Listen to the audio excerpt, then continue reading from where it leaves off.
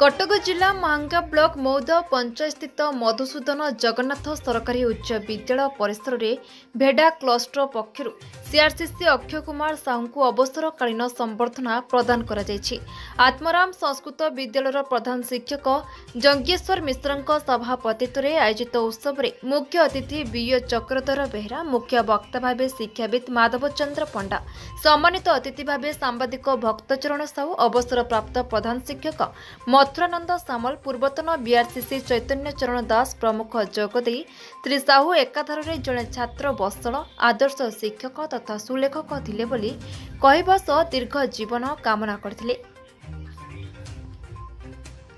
ए अवसर में क्लस्टर पक्षर श्री साहू को पुष्पगुच्छ उत्तरीय मानपत्र दे संबर्धना प्रदान करथिले। विद्यालय प्रधान शिक्षक संजय बेहरा अतिथि परिचय प्रदान करथिबा बेले शिक्षक पद्मलोचन साहू धन्यवाद अर्पण करथिले। उक्त कार्यक्रम में महांगार समस्त सीआरसीसी और भेड़ा आंचलिक साधन केन्द्र समस्त शिक्षक शिक्षयित्री माने उपस्थित रही उत्सव परिचालन में सहयोग करथिले। एने आम प्रतिनिधि पचारिबारु सेमाने जहा कहंती आसंतु सुनिबा। पूर्व Odisha bureau chief Ramesh Sahu report संग्राम टीवी।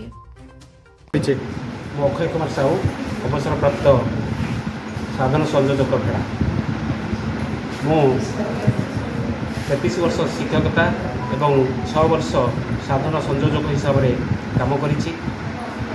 मते महांगार समस्त शिक्षा जगतर शिक्षक माने मते सम्मानित करिसेंती। आज मो क्लस्टर समस्त शिक्षक एवं आज अवसर प्राप्त समय महांगार शिक्षा मंडलाधीश एवं विभागर समस्त अधिकारी एवं महांगार समस्त सीआरसीसी बंधु एवं आम क्लस्टर समस्त प्रधान शिक्षक शिक्षयित्री शिक्षाकर्मी समस्ते ये अवसर में सहयोग कर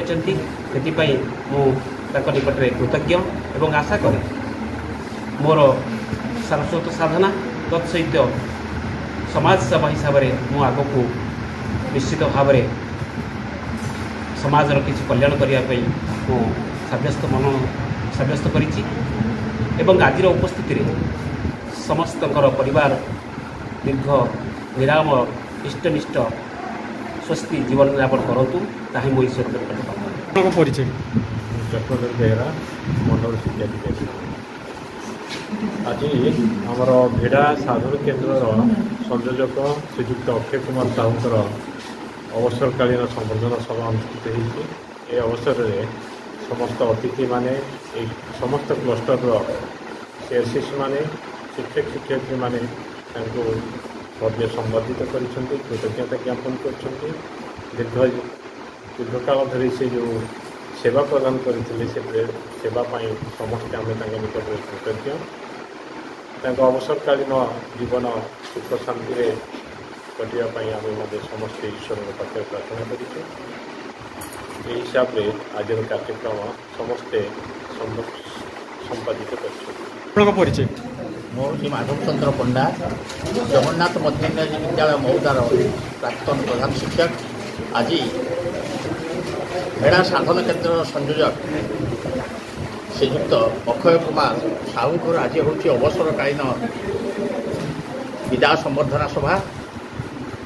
यही सभार आम महांगार मंडलाधीश श्रीजुक्त चक्रधर बेहरा महोदय एवं सहित सभापतित्व कर